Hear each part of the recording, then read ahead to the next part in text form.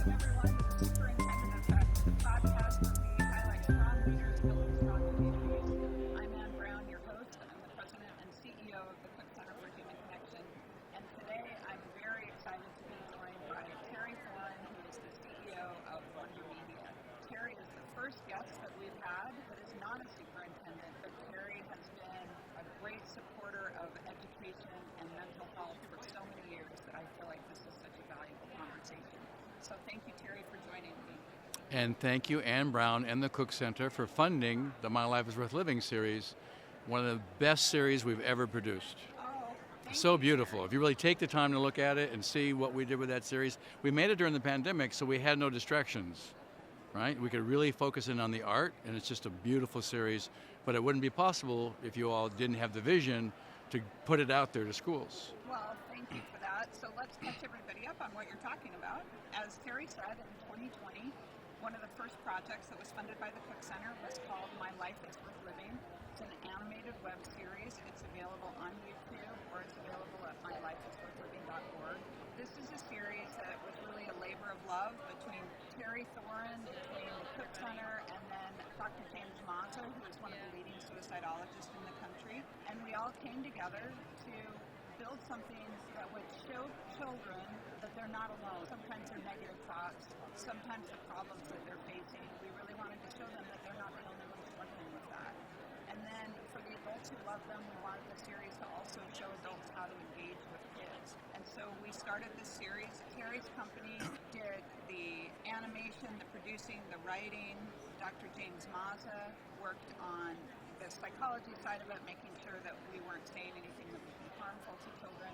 It's a series that deals with difficult topics, but deals in a way that is easy for anyone to digest. No one ever gets hurt, no one ever dies in this series. But yeah, let's dive in and talk about it just a little bit more. And then Cook Center provided the funding for it, so it was a really nice triangle of support to bring this to bear.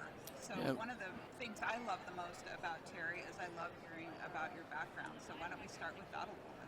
Well, I want to talk about My Life is Worth Living and Dr. James Mazza for a second, because you touched upon that, because we as an animation company are not experts at the efficacy of the content. It's really important for us to work with experts at the development stage, at the premise for the topic of the story, at the outline stage, at the script stage, at the storyboard stage, at the animatic stage, to make sure that before we spend all the money on actually animation, that there's nothing there that is not something that would have a school turn it off or or trigger a child. And so a lot of work went into the science behind the animations, which is the case of everything that we do now. We only produce animation for social impact. So over the last 15 years, we've taken on a whole spectrum of areas, and there's a whole nother spectrum of areas that we want to take on. This is my 50th year producing animation. We're having a big celebration in April for my 50th year anniversary in animation, and as a fundraiser because it's National Child Abuse Prevention Month, which is April. So I've had the good fortune to teach my first animation class in 1975. From there, I've done all kinds of really fun things with animation, which gave me the ability to really understand how to put the very best of everything that we've learned into My Life is Worth Living.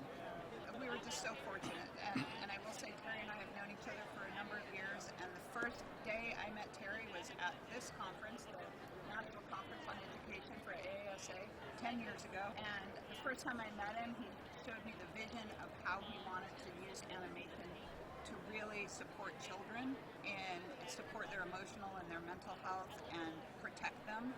And I literally cried. He showed me the first videos, and I just thought, I can see how this is going to have such an impact on children. And since then, Terry's had the great fortune to work with the Barbara Sinatra Children's Foundation, the Cook Center, 16 Habits of Mind, plus bring his own animation to bear. And you have millions and millions and millions of children worldwide. Billions. We're in the billions numbers. Okay. But before this, we had the good fortune to be like the feeder studio for Nickelodeon. And that gave us a lot of research because they had really important people looking at all of our scripts. And in those days, with shows like The Rugrats and The Wild Thornberrys and Rocket Power, And I work for a studio called Klasky Chupo. Founders Arlene Klasky and Gabor Chupo did the first 5 episodes of The Simpsons. And they were way ahead of their time. And they brought a perspective to animation because Gabor is from Hungary, Arlene's parents are Eastern European Jewish descent, that was really more international in the approach. And so I had 12 really strong years of making content for Nickelodeon and Paramount, which made it possible for me to think about these ideas that we're doing now to protect children in shorthand. It's like having a professional football coach go to college. The biggest challenge you have is talent, but you know the plays, right? So we know how to do it, but our goal really is for kids who might be suffering or might be struggling and may not have the language to articulate and maybe quiet, or maybe in the back of the room with their hoodie over their eyes or over their head and their hair over their eyes, to model the language for them. They go, oh, that's me, and then go get help. Have them see this. So we're on a big campaign now, statewide, to get it to school counselors, to turn it on in classrooms, and to make it to be a resource that is like the Weekly Reader, or I don't know what is, or Scholastic, but what would be a Scholastic equivalent of mental health and teen and child safety? And what we do at the Cook Center with My Life is Worth Living is we have a once a month event called the Watch Together series, and we encourage parents and children to watch together. And on these series, you'll see an episode of My Life is Worth Living, but you also see something that we created together called the Playbooks. So you have the episode, which is this beautiful animation that's just beautiful storytelling, so well done. But there is a lot of mental health science behind the words we use, the actions that the characters take, all of these things. And so we wanted to highlight that for the adults in the room. So we also have psychologists for each of the episodes that are talking about what's happening in a given scene, so that if you're a parent watching with your child, you can see, for instance, if your child comes to you with difficult information, instead of yelling at them or being upset with them, we show the power of human touch, that when a child comes to you with difficult information, let your first instinct be that you go towards that child, you hug them, you embrace them, and you let them know it's going to be okay, we're going to work it out, and then you start working on the problem instead of being upset with the problem first. And that's intentional in the animation, and we continually show that, but then also tell them what we're showing, and I think that's an important component as well. Well, we spent the last 10 years working with the Global Institute for Habits of Mind. Listening with understanding and empathy is one of the 16 habits. And the short that you are showing in schools, Are You Okay?, is very much about listening with understanding and empathy. But managing impulsivity, we know that if a child is struggling, they might be thinking about taking their life, but that could be something that happens in 12 seconds, is what we've learned from our experts. And we need to teach them to manage to stop and think before you act.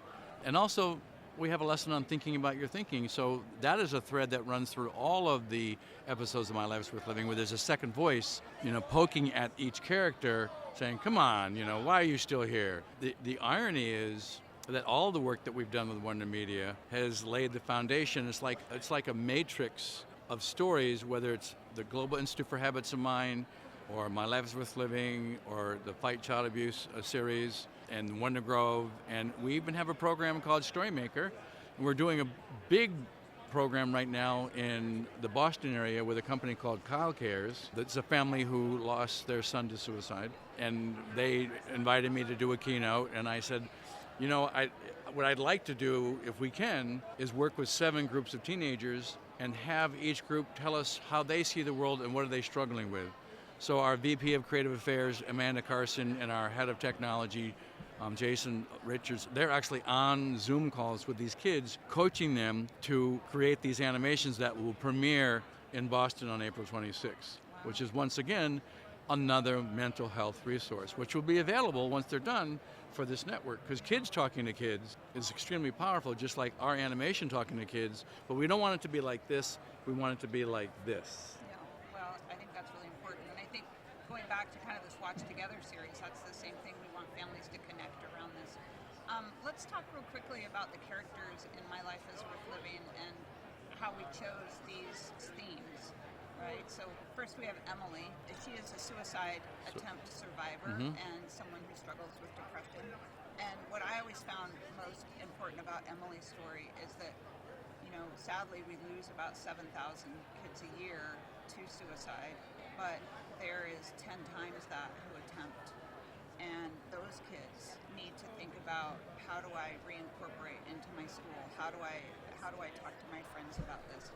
How do I talk to my school counselor about this? How does my mom trust me to be alone in the house again? And Emily shows all of those things so that it gives hope to those who maybe have attempted, that they can go on and have a normal life. And so I just think that's a really important story. And we use a lot of traditional animation techniques that we couldn't afford to do in live action to really capture the emotion of her struggle with music and sound design, and where we put the camera and how the adults in her life talk to her and her friends. Yeah. And it's extremely well done, and it would be great if every school could see it. But my favorite is Dante's story, because Dante is a young man who's struggling with the fact that his father wants him to be a jock and go to school to play football, and he wants to be an artist. So there's a great scene in the bedroom where you open up the door from the dad's point of view, you see all the trophies on the wall, and behind the door is all his art, right? And that's very much my story as a young man, where my dad was a Hall of Fame coach, and I wanted to be a filmmaker, and he just didn't want that in his house, right? So Dante's story is a story that, all of us as filmmakers bring some of ourselves to that story. And he and his father reconcile at the end, which my dad and I never did. So it's good to see, parents that don't really understand their child, and then we can model for them being accepted by the father, who's a really tough guy. But he actually examines how he's failed in the past and how he wasn't going to make that mistake again. And I love that the coach who gets them through that is Dante's football coach. Right? So the irony of that is really great. And then another one of my favorite stories is Kyle's story. Oh yeah. And I love Kyle's story because he is every man in the school, right? He is the kid who, every kid likes. He's going along, he's living his life, things are great, nothing big's happening to him. And then boom, something happens and he becomes the focus of cyberbullying. And when he becomes the focus of cyberbullying, all of a sudden all these people who he thought were his friends, he thought were going to be, I don't think he even thought about having supporters in his life. He just thought, oh, everybody likes me, until the cyberbullying happened. And from that, he just gets, so sad and so down. And his dad. But then he starts to abuse, he starts to drink. Oh, that's right. So, and then becomes a dumbass at a party, and by self-medicating, and then he gets more teasing happens online, and it just grows and grows. So he's really seriously thinking about taking his life, until his father says, Kyle, I need to ask you a question. And then, are you thinking about taking your life? And they sit down and they talk about it. And a lot of times parents don't dare to ask that really important question because they think it's going to trigger them, but it's different. It's not, it's the opposite. It's a lifeline. I'm with you. Are you thinking about taking your life? I'm with you. I'm here. I can see that you're struggling. Yeah, and what that really says is, I care about you and I love you so much that I'd be willing to ask this difficult question. And what I find is that the answer is one of two things. No, I've never thought about that. Great, let's move forward. Or, yes, I have. Thank you for loving me enough to ask me that question. So either way, it's a positive when you ask that question. That is a lesson that I show the most. Yeah, I do too. Especially that key moment where he comes to greet Kyle on the front porch. The challenge with people watching content, if I watch a movie and my wife watches a movie, then we talk about the movie, we're seeing it through different filters. I go, wow, that's what you saw? That's not what I saw. Well, that's what this is. I mean, there are as many approaches to the content that we make as there are people, right? So what I like about showing it in a class is if there's a time to talk about it. Because you're going to hear people talk about, well, this sort of like happened to me. It wasn't quite like that, but this, now all of a sudden you've got kids talking about something that they didn't think that they could talk about.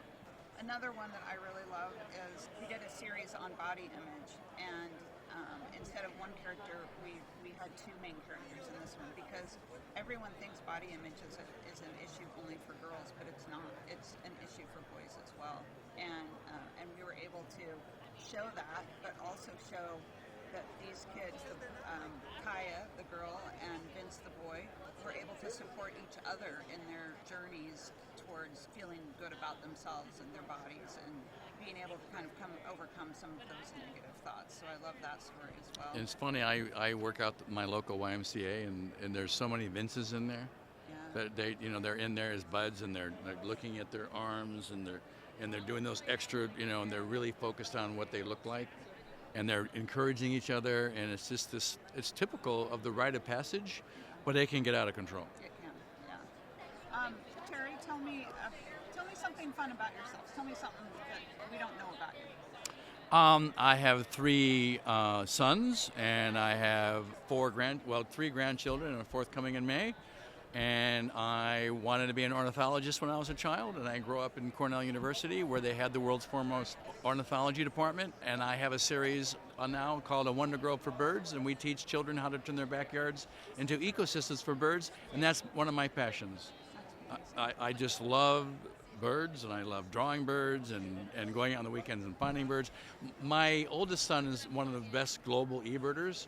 So he came to visit me for the holidays, and he gets up at 5 o'clock in the morning and goes out and comes back and says, I saw 100 species of birds today, Dad. I said, wow, right? And so his idea of a vacation is going to an island like Taipei and Taiwan and then seeing every bird on the island and then coming back. So he grew up in a home of bird lovers, so no one would ever know that a kid who grew up in the locker room of a Hall of Fame coach who played football and basketball and baseball and track is quietly a bird lover. I love it. And I will say, those boys were the inspiration for Rocket Power, which is the favorite of the Terry Thoren universe. That is the favorite in our home, is Rocket Power. Well, Arlene Klasky and Gabor Chupo had 2 boys, and we had 3 boys, and they were always playing on board sports. And, you know, everybody thinks that football, baseball, basketball, lacrosse, ball sports is like, well, that's what a guy should do. So we sat down at lunch with Nickelodeon and said, we want to do a story that captures the culture that our boys live in, because they're not rah-rah, everybody put your hands in the center, yeah, team, that whole thing.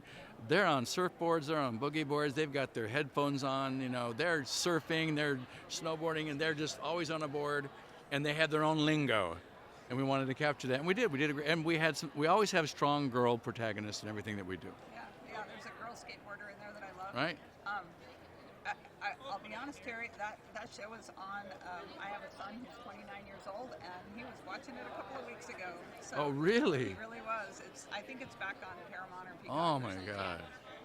Anyway, but just amazing to see how much impact you've had in the world.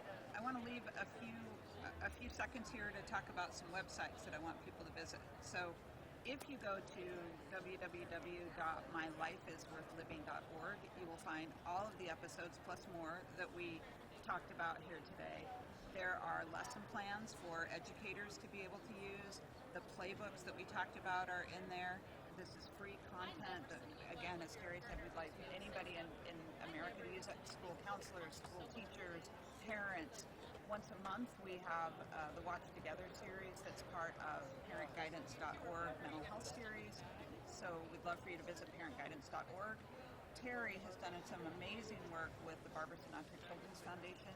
Those episodes can be found at fightchildabuse.org. Mm-hmm. And then wonder.media is where you can find Terry's work since he's left Nickelodeon, and it is a treasure trove of support for schools and children and people that can really have influence on bringing goodness to the world. And so, thank you, Terry. Thanks for all that you do. Thanks for your partnership with us. I couldn't be prouder of it. Thank you so much for this opportunity.